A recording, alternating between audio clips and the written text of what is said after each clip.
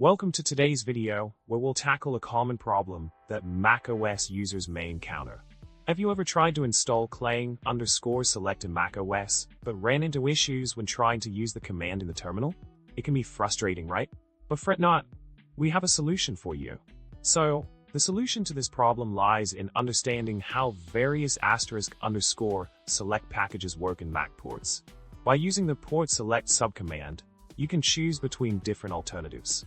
For instance, you can use sudo port select summary to see a summary of available options for a specific group, such as Python 3.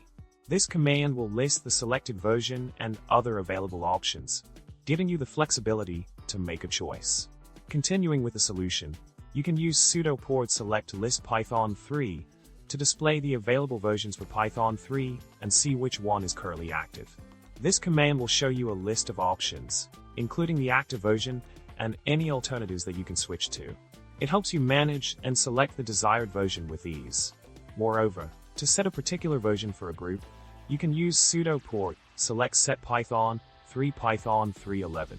This command will select the specified version, Python 3.11 in this case, for the Python 3 group, making it the active choice.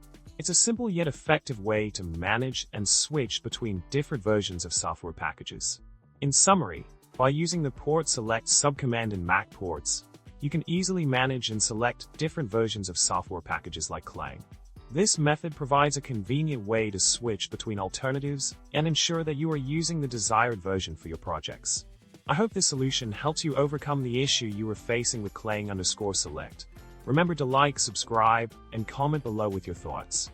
Until next time, happy coding!